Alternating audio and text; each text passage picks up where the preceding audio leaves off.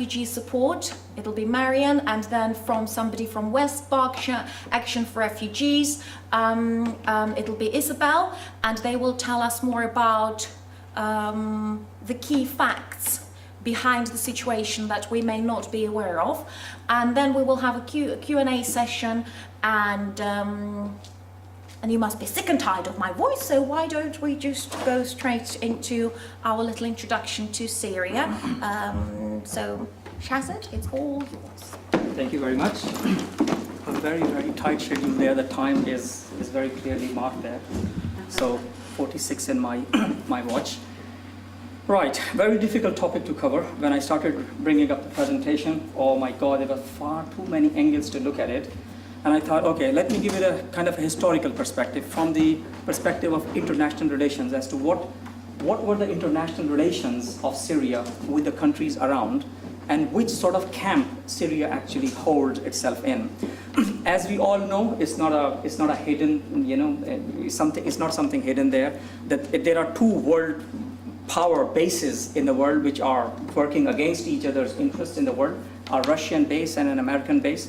There are countries, Western countries, Europe, NATO, America, and some other countries, and the Middle Eastern countries like Qatar, UAE, Saudi Arabia. They are in one camp, working for their interests, safeguarding each other's business and military interests in the region.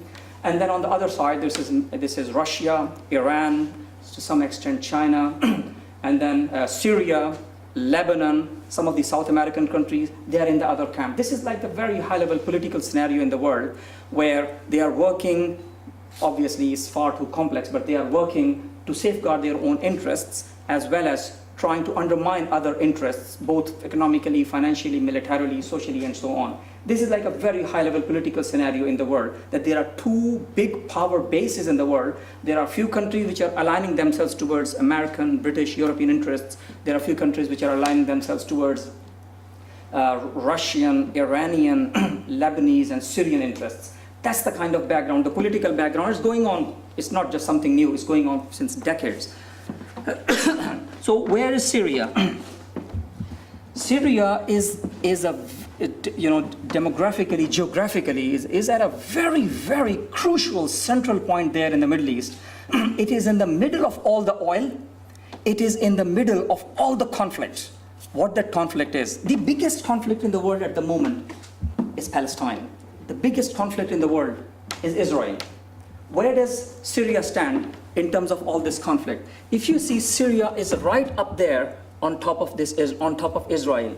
Jordan on the left, Syria over here, Israel is over here, and you see these markings in between. These are all those big disputed areas where Israel has taken the Golan Heights in the last war, and they've got problems with Oman, Jordan over here in this side, and then this is Lebanon over here, where the south of Lebanon is basically where Hezbollah is based, that is supported by Syria and Iran, where all the arms supply comes from Iran into Syria, into Damascus, down to Lebanon, and through Beirut it enters. That's the biggest flashpoint, that's the biggest headache for Israel, that all this supply and ammunition and things are basically passing through all these routes.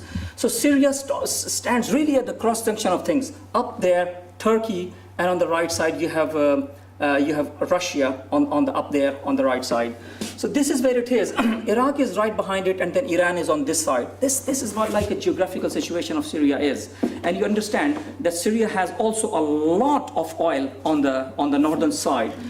So what's actually happening is all this north of Syria, this border is basically captured by this is like a very heavy Kurdish presence. Kurds are the people who have never been given a homeland. They are distributed between the north of Syria, the south of Turkey, the northwest of Iraq, and a bit of these, bit small parts on this area in between these Russia and these parts as well. And these are the people who have been fighting for decades to find out a homeland. But the biggest headache for Turkey is that Kurds have been doing bomb blasts, and they have been very active. They have political support inside Turkey as well, but Turkey doesn't want to give an inch of their land to these people who are here north of it. What has eventually happened over the period of time is that the leftover arms over here by United States in the last Iraq war, they were captured by ISIS.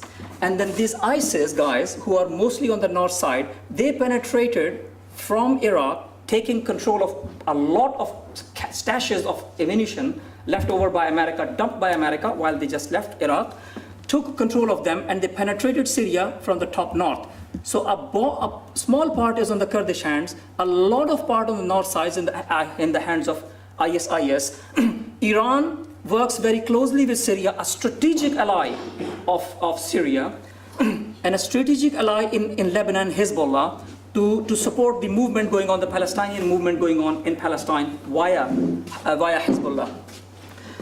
Turkey's problem is that it really wants to get rid of Kurds. Russia's interests, Russia is the biggest arms supplier to Syria. Iran is the biggest strategic ally in the region of Syria. So where does all this stand? So this basically develops a very cock-up situation, very difficult situation, probably the most difficult diplomatic nightmare the human race has ever seen after the Third World War, after the Second World War. People are already talking about the Third World War. And I'm telling you honestly, whatever history and international relations I have read, that's my conviction, that this is the biggest Third World War scenario that human race has ever seen.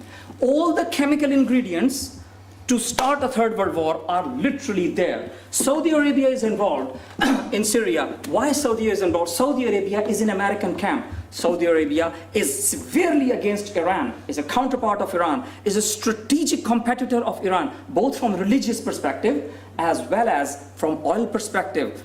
As soon as Iranian oil starts coming into the mix, the overall oil prices start going down. Immense impact on the budgets of Saudi Arabia, because Saudi's economy runs on oil. It's 90% oil economy. A lot of impact on the Russia as well.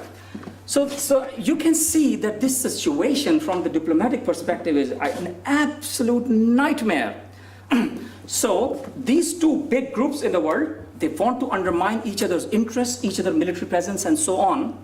I will just force forward. I'm not going into the presentation now, because I'm going to have a very hard time with Howard later on. China is also in the Russian group. They have been supporting Syria. They have been supplying a lot of money to keep Assad going on the back of Russia as well. Iran, I have already discussed. Arab Spring. So Arab Spring started 2011 from Tunisia, North Africa. This Arab Spring, because majority of Muslim world is actually ruled by the puppet kings, unfortunately. So the Arab Spring waged a war inside from North Africa, went from Tunisia into Egypt. It started penetrating into Morocco, Algiers, went up to Egypt, started knocking on the borders of Saudi Arabia, went into Yemen, a lot of uprising over there. At the same time, started in January 2011, March 2011, in Syria, the uprising started in Syria, somewhere around mid-March. Nightmare for Assad, again a hegemonous king who has been ruling. His father has been ruling for 4 decades. He had very good understanding and relations with Russia and so on. Bashar al-Assad, his son, takes over, and he is also a king. He's just ruling with power and might. Arab Spring comes up. He uses brute force with the Arab Spring.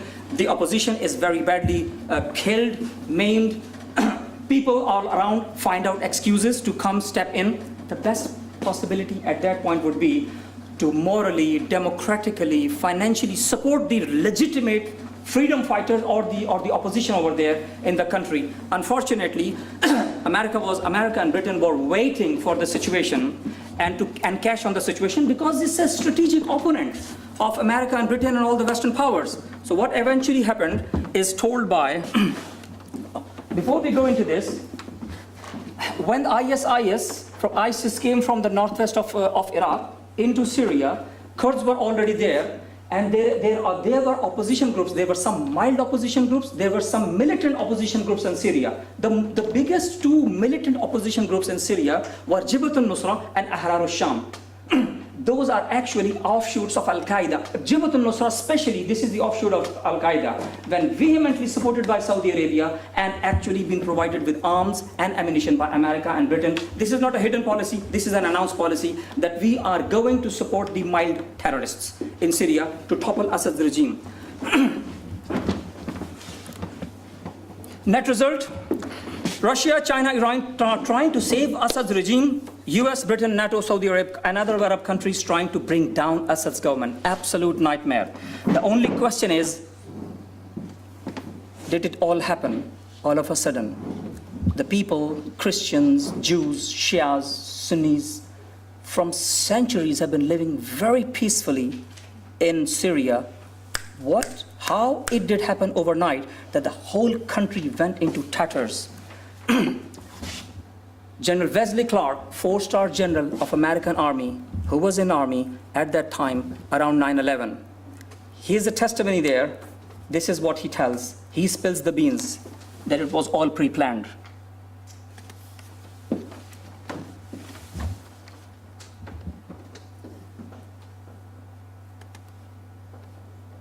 About 10 days after 9/11, I went through the Pentagon and I saw Secretary Rumsfeld and Deputy Secretary Wolfowitz. I went downstairs just to say hello to some of the people on the Joint Staff who used to work for me. And one of the generals called me in. He said, "Sir, you got to come in. You got to come in and talk to me a second." I said, "Well, you're too busy." He said, "No." He says, "We've made the decision. We're going to war with Iraq." This was on or about the 20th of September. I said, "We're going to war with Iraq. Why?" He said, "I don't know." He said, "I guess they don't know what else to do." So I said, "Well, did they find some information connecting Saddam to Al-Qaeda?" He said, No. He says, "There's nothing new that way. They just made the decision to go to war with Iraq." He said, "I guess it's like we don't know what to do about terrorists, but we've got a good military and we can take down governments." And he said, "I guess if the only tool you have is a hammer, every problem has to look like a nail." So I came back to see him a few weeks later, and by that time we were bombing in Afghanistan. I said, "Are we still going to war with Iraq?" And he said, "Oh, it's worse than that." He said, he reached over on his desk, he picked up a piece of paper, he said, I just got this down from upstairs, meaning the Secretary of Defense's office today, and he said, "This is a memo that describes how we're going to take out 7 countries in 5 years, starting with Iraq and then Syria, Lebanon, Libya, Somalia, Sudan, and finishing off Iran." The truth is about the Middle East is, had there been no oil there, it would be like Africa. Nobody is threatening to intervene in Africa. The problem is the opposite. We keep asking for people to intervene and stop it. And there's no question that the presence of petroleum throughout the region has sparked great power involvement. Whether that was the specific motivation for the coup or not, I can't tell you, but there's always been this attitude that somehow we could intervene and use force in the region. This was General Wesley Clark. He has put up a site called www.stopiranwar.com because this guy has a conviction that all these 7 countries that US wants to take down is eventually to have a war with Iran. And he basically has put up a huge struggle in America to make the people aware that everything that's happening here and all these succession of different countries, Libya, Afghanistan, Iraq, Syria, so on, this is actually leading to a situation where eventually they want to have a war with Iran. Have a look at General Wesley Clark, look at his old he has written a book as well as about this. He does conferences all around US and he's got loads of videos and things just to ponder about. Thank you very much. I'll call my friend Jonathan. He's from Stop the War Coalition. So although this program is actually about look at the overall holistic picture of what's happening in the region and also look at the aftermath of the war, really, how the immigrants are coming up and what's actually happening and what's happening in my neighbors, it is important to give a perspective. So I've given you a historic perspective and an overall very high-level international perspective. But what Jonathan is doing in Oxford to stop the war, because if the war is not there, the immigrants will not be there as well. All for you. Jonathan, thank you very much for coming over.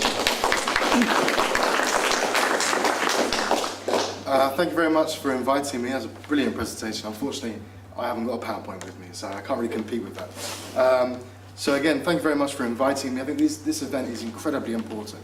I don't think we have enough events like this that really promote kind of understanding things and also promoting kind of raising questions. I think as was mentioned before, we all often go through our